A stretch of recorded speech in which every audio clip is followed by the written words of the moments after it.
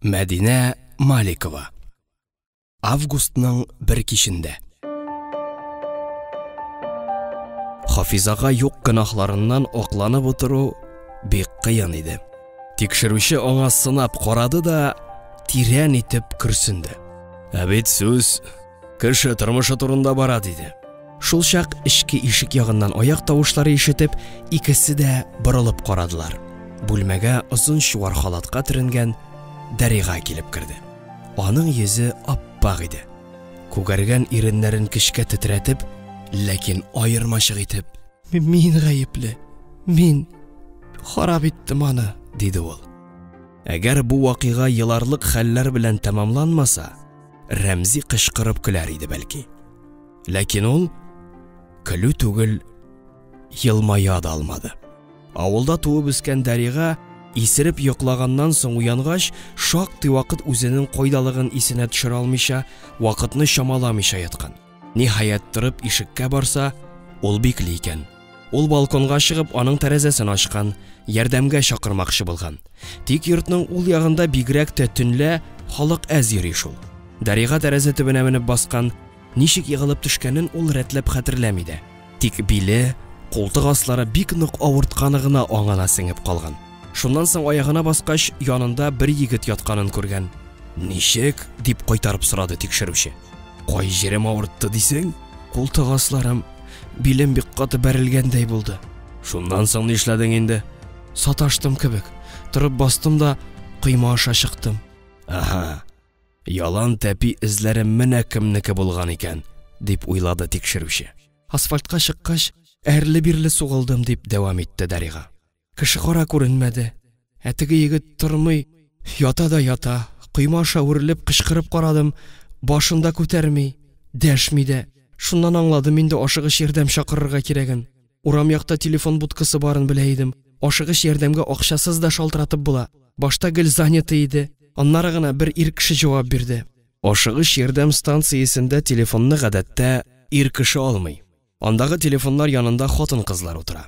Кыз кабаланып, гасабиланып телефон номерын кат-кат җыя торгач, бармагы белән 03 саны урынына 02 төрткән булса кирәк. Шул рәвешле ул милициягә эләккән, анда берәү урамда аунап ята дигән сүзне ишеткәч, айныткыч машинасы җибәрүләре табигый билгеле. Милиция киеме кигән кешеләрне күргәч, Дарига коты ишеп куаклар арасына качкан.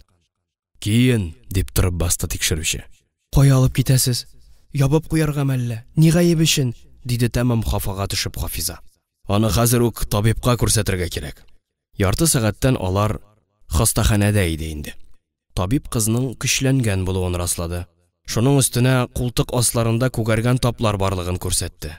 Алар бармак эзләренә охшаган. Кемдер аны ике яктан кысып тоткан. Тәнендәге таплар кызның сүзен раслый иде. Димәк, әлегә аңына килмәгән егет аның йыгылганын күреп ярдәмгә ташланган, тотып калырга омтылган.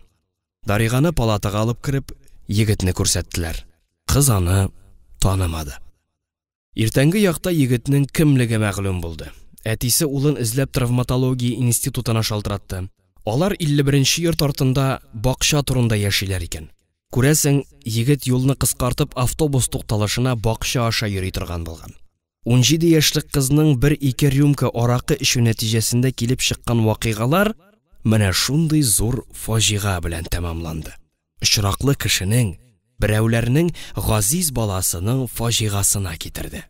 Көн яктыруга Исхакны дачасыннан табып, милиция бүлегенә алып килделәр. Яшүсмерләр кебек чандыр гына егет икән.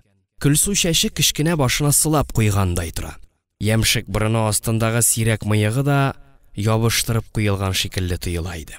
"Бер гаепсез кешене кара кызгынга утыртып йөртергә дигән закон юк", дип очып кунды ул тикшерүче өстенә. "Мин бу эшне булай гына калдырмам. Җавабын бирергә әзер торыгыз." "Без әзер", диде Туфайлов тыныч кына. "Тик башта сине тыңлап карыйк әле. Дариганы нинди максат белән эшердегез?" "Нинди максат булсын? Бер нинди максат юк иде. Кунаклар бар иде, табынга үзе килеп утырды, сыйлаган өчен рәхмәт әйтергә тиеш әле." Тикшерүче төнлә булган хәлләрне кыскача аңлатып бирде. Исхак тәмәке сарысы сиңгән тешләрен күрсәтеп көлде. Мыйыгы тагын да сирәкләнеп киткәндәй булды. "Кирәк бит, диде ул хихылдап. Әҗәл аяк астында диде әби. Ә ул баш өстеннән төшә икән. Ләкин тикшерүче күреп тора. Егет юри көлгән булып маташа. Ә эчендә ут яна. Рәмзинең күңеленнән кайнар дулкын булып нәфрәт хисе күтәрелде. Шушы бәндәнең аны-моны уйламый кылган гамәлләр аркасында күпме кеше борчу, мәшәкать, кайгы кичерә. Тикшерүче опергруппаны чакырып китергән сержантны, врачларны, төн йокысын калдырып авыру янында утыручы Әклимә ханымны исенә төшерде.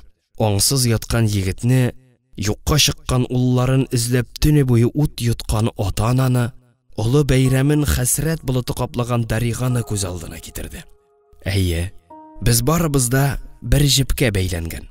Күршем теләсә нишләсен, минем анда эшем юк дип яши алмыйбыз. Тикшерүче үзенең хисләрен Исхакка сиздермәскә тырышты. Бу очракта Уголовный кодексның 2 статьясында күрсәтелгән җинаятьләрнең билгеләре күренә, диде ул. 127 статьяның 2 бүлеге, ягъни кешене законсыз рәвештә ирегеннән мәхрүм итү. Аның өчен 2 елга кадәр колония каралган. Нинди ирегеннән мәхрүм итү ди ул? Үз аягы белән килеп керде, ашады, эчте, җәйлеп йоклады, рәхмәт әйтергә тиеш. Һәм икенчесе, дип дәвам итте тикшерүче. Күмәкләшеп көчләү. 117 статьяның 2 өлеше. 8 елдан 15 елга кадәр. Төркемдәшләрегез кемнәр иде? Җинаятьне кем оештырды? Кайсыгыз кытыртты? Кемегез гамәлен кылды? Исхакның авызы әкренләп җыелды. Түгәрәк күзләре пыялаланып киткәндәй булды. Бераз тын ала алмый утыргач, 2 кулы белән башын учлап чайкала башлады ул. Үтерделәр, пычаксыз суйдылар. Аның кемгә рәнҗегәне билгесез иде. Әбри Хәбриев укыды.